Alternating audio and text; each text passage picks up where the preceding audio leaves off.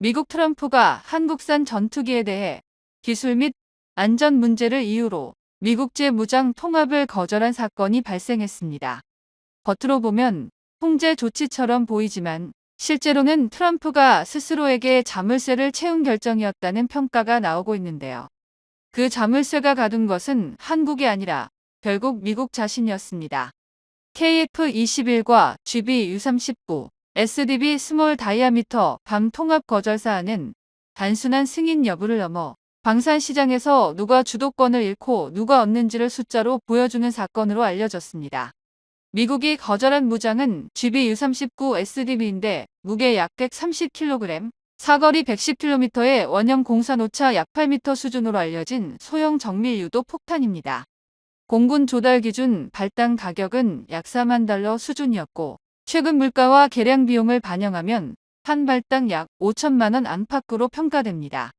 이 무장의 핵심 가치는 단순 성능이 아니라 구조입니다.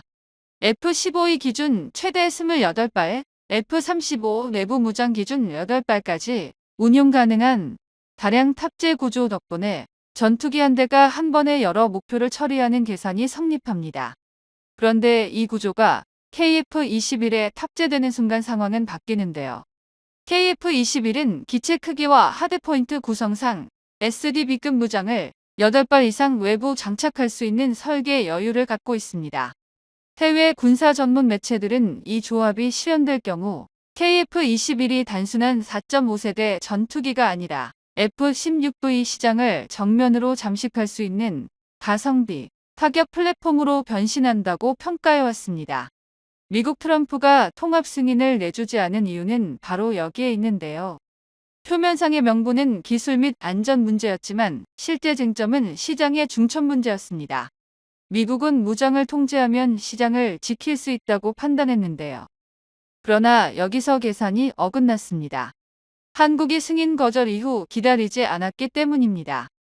LIG 넥스원이 자체 예산으로 소형 정밀 유도 무기 개발을 공식화하면서 판이 완전히 뒤집혔습니다.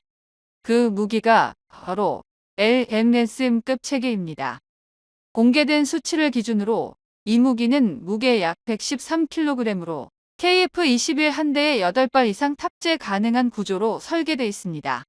미국 SDB보다 약 15% 가벼운데 무게가 중요한 게 가벼워진 만큼 항속거리와 기동 여유가 늘어나고 무장 탑재 조합에서도 이점이 생깁니다.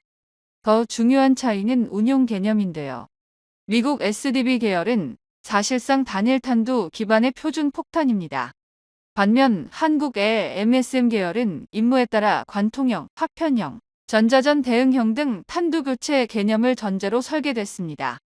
즉, 무기 하나로 여러 임무를 커버하는 구조입니다. 해외 방산업계가 이 차이를 민감하게 보는 이유는 물류와 비용 때문입니다. 단일 유형 무장을 대량 운영하는 것보다 같은 플랫폼에서 임무별 맞춤 탄두를 쓰는 구조가 유지비와 교육훈련 비용에서 큰 차이를 만듭니다. 결과적으로 미국 트럼프는 고작 무장 하나를 막았지만 이 때문에 한국은 무장체계 전체를 독립 노선으로 돌리게 됐습니다. 미국제 무장을 사용할 경우 필연적으로 따라오는 통합 승인 비용과 소프트웨어 접근 제한, 후속 개량 승인 대기 기간이 모두가 한 번에 사라지게 된 것입니다. 업계에서는 전투기 한 기종당 특정 무장을 통합 인증하는 데 들어가는 추가 비용을 최소 수백억 원 단위로 보는데 이 비용이 통째로 절감되는 셈입니다. 시간도 미국에 불리하게 작용하는데요. 미국제 무장은 통합 승인부터 실제 실전 운용까지 통상 3년에서 5년이 걸립니다. 반면 한국은 KF-21 블록 업그레이드 일정에 맞춰 국산 무장을 설계 개발 중입니다. 공개된 일정대로라면 LMSM 계열 제품은 2년 내 개발 완료, 2032년 전력화를 목표로 하고 있습니다. 이는 KF-21 블록2 일정과 거의 정확히 겹치는데 이를 본 미국 입장에서 더 치명적인 지점이 바로 수출 구조입니다. 미국제 무장을 쓰는 순간 해당 전투기는 제3국 수출할 때마다 미국 정부의 재승인에 묶입니다. 반대로 국산 무장을 쓰는 순간 그 족쇄는 사라집니다. 전투기와 무장을 패키지로 제공할 수 있는 국가는 전 세계에서도 극히 제한적이었습니다. 미국과 프랑스, 러시아 정도가 대표적이었는데 여기에 한국이 새로 들어가는 순간 미국의 승인권은 영향력을 잃기 시작합니다. 앞으로 세계 수출 시장을 보면 이 변화는 결코 작지 않습니다. KF-21 기체 단가가 약 900억 원 내외로 거론되는 상황에서 무장 패키지까지 포함한 전체 사업 규모는 기체 가격의 30에서 40%까지 확대됩니다. 원래는 이 시장을 미국제 무장으로 묶어 두려던 전략이 오히려 한국산 무장 시장을 키워주는 결과로 돌아온 셈입니다. 미국이 막은 것은 한국 전투기의 무장 하나였지만 열려버린 것은 한국 방산의 독립수익원인데요. 해외 방산 전문 매체들이 이번 사안을 단순한 승인 거절 뉴스로만 다루지 않는 이유도 여기에 있습니다. 미국이 통제를 선택한 순간 한국은 의존을 벌였습니다. 한 번 의존이 끊어진 시장은 다시 예전처럼 통제하기 어렵습니다. 미국이 KF-21에 미국제 무장 통합을 거절한 선택이 왜 전략적으로 손해가 되는지는 전투기 성능이 아니라 시장 구조로 봐야 합니다. 전투기 일대 가격보다 더 중요한 것은 그 기체가 평생 동안 소비하는 무장과 업그레이드 비용인데요. 방산업계에서는 전투기 도입 후 30년 운용 기간 동안 무장과 개량에 들어가는 비용이 기체 가격의 최소 1.5배에서 많게는 2배까지 간다고 보고 있습니다. 즉, 전투기 한 대 가격이 900억 원이라면 뒤에 따라오는 무장 개량 시장은 2천억 원에 육박합니다. 여기서 미국이 진짜로 손해를 보는 지점은 무장 하나의 매출이 아니라 표준 지위를 잃을 위험입니다. 전투기 시장에서 가장 큰 힘은 단순 성능이 아니라 표준입니다. 어떤 무장이 많이 쓰이느냐보다 어떤 체계가 기본값이 되느냐가 시장을 지배합니다. 미국은 지난 30년 동안 전투기 무장 표준을 장악함으로써 동맹국 공군의 교리와 훈련, 작전 개념까지 묶어왔습니다. 그런데 KF-21을 계기로 이 구조에 균열이 생기기 시작했습니다. KF-21이 주로 노리는 고객은 이미 미 공군 수준의 고강도 작전을 상정하지 않는 국가들입니다.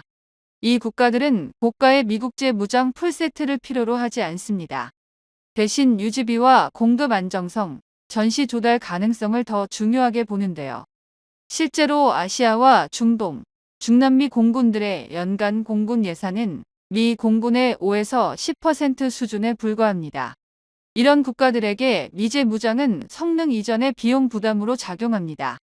여기서 한국 무장 체계가 등장하면 계산이 달라집니다. 미국 무장을 기준으로 짜인 작전 교리와 훈련 패키지를 그대로 수입할 필요가 없어지기 때문입니다. 한국은 전투기와 함께 훈련 정비 무장 운용 개념을 원 패키지로 제공합니다. 이 구조는 구매국 입장에서 초기 도입 비용뿐 아니라 10년, 20년 누적 비용을 크게 낮춥니다. 업계에서는 이 누적 비용 차이가 기체 가격의 절반 이상까지 벌어질 수 있다고 분석합니다. KF-21 무장 통합 거절 사안은 미국이 한 번 더 통제의 힘을 확인하려다가 오히려 표준 경쟁에서 불리한 위치로 이동하는 계기가 되고 있습니다. 미국은 승인 여부를 통해 질서를 관리해왔지만 그 질서가 유지되려면 대체제가 없어야 합니다.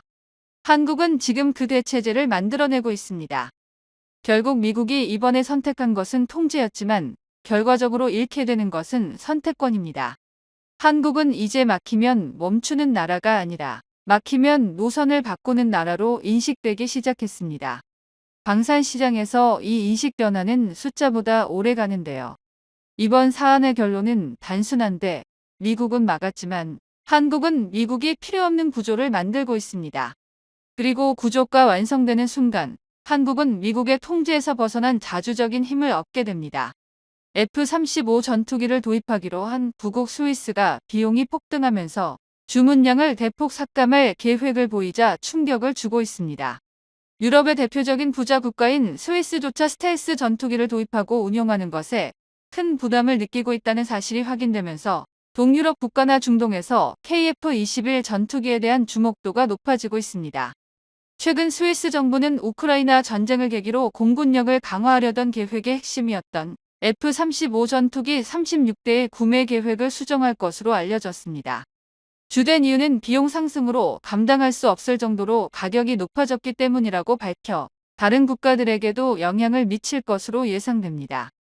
특히 스위스가 이러한 움직임을 확정할 경우 러시아의 위협에 대비해 F-35 도입을 추진 중인 폴란드, 루마니아 등 동유럽 국가들이 추가 물량을 발주하지 않을 가능성이 높으며 이에 따라 폴란드가 KF-21에 더욱 큰 관심을 보이고 있습니다.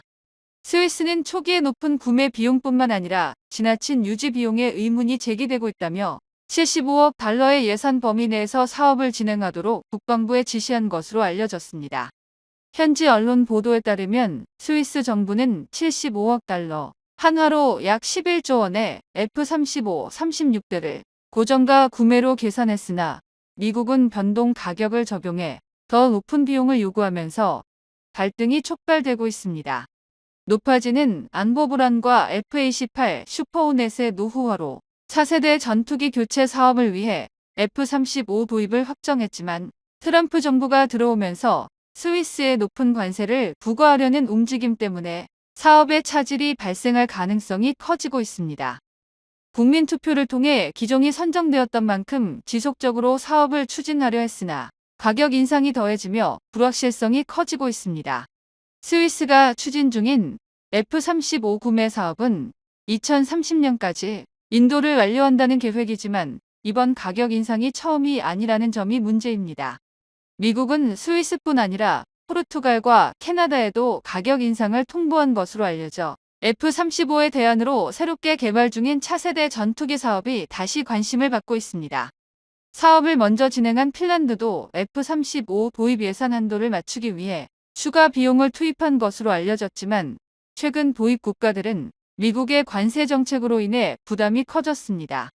유지 비용도 시간당 수만 달러에서 더 높아질 것으로 보이며 스텔스 능력을 유지하기 위해 막대한 비용을 투입해야 하는 현실 때문에 유럽에서 F-35의 인기가 확실하게 줄어들고 있는데요. 공군이 2021년 도입한 F-35가 대당 1,100억 원 정도였던 반면 현재 다른 국가의 도입 비용은 패키지를 포함할 경우 이보다 훨씬 높게 책정될 것입니다.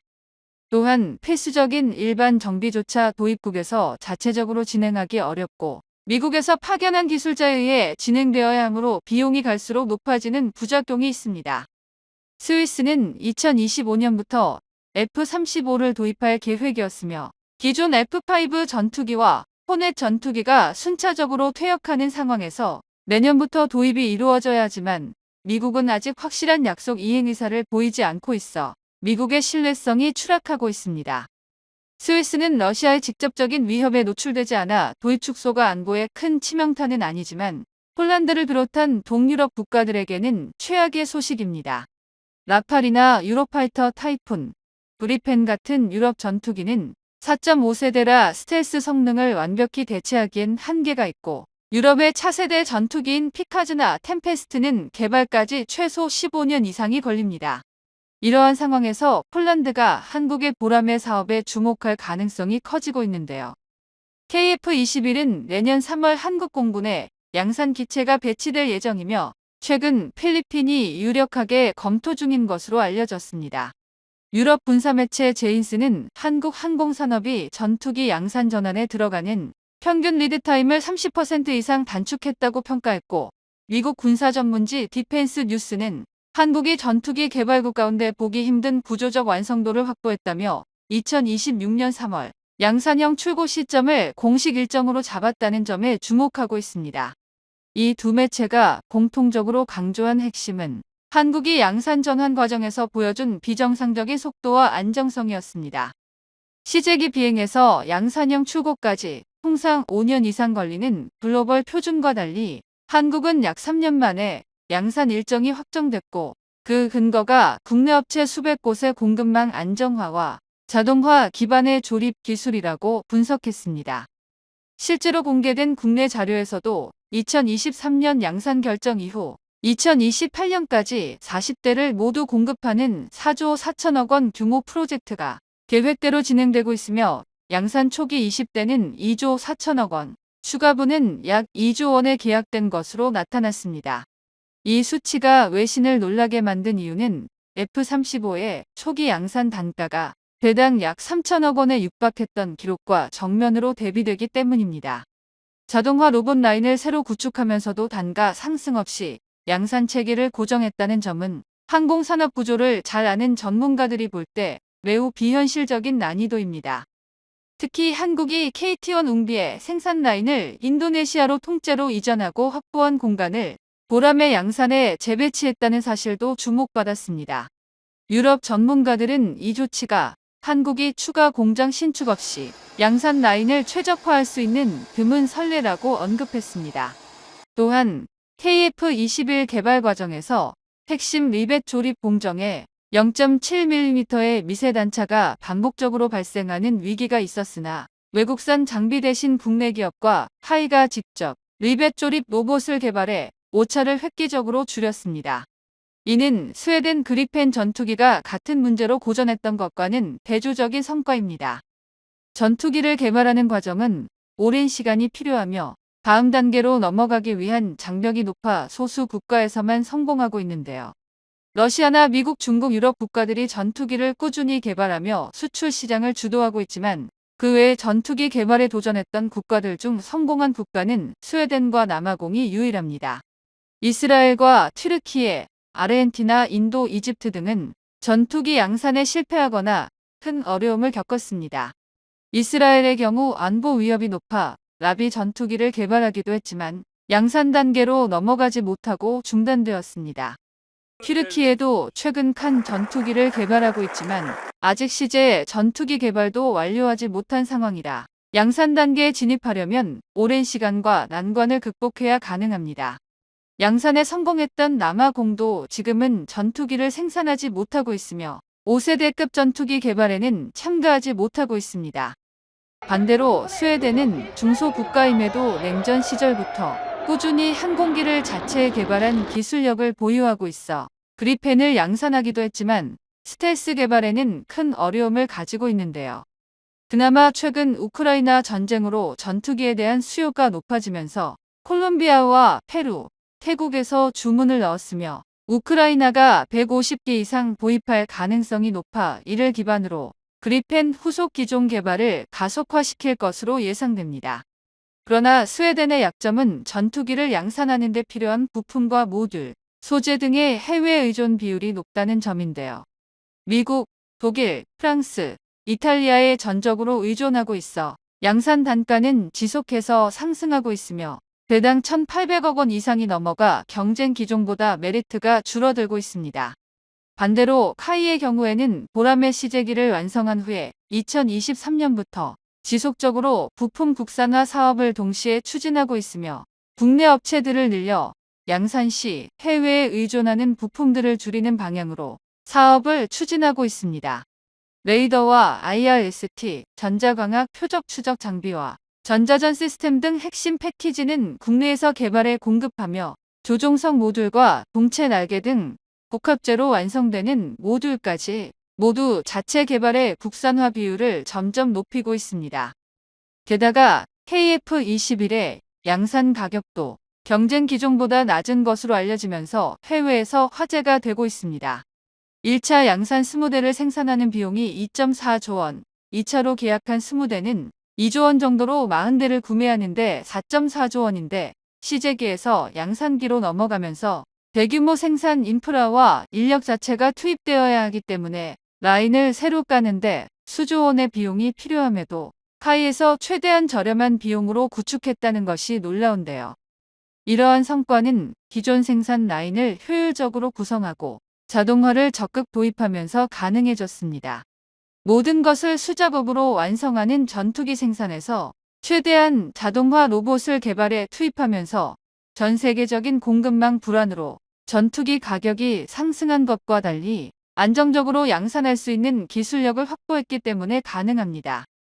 전 세계에서 시제기에서 양산형으로 빠르고 안정적으로 넘어간 국가는 현재 대한민국이 유일하며 경쟁 기종들의 가격 인상은 우리 KF-21에게는 새로운 기회가 될 것입니다.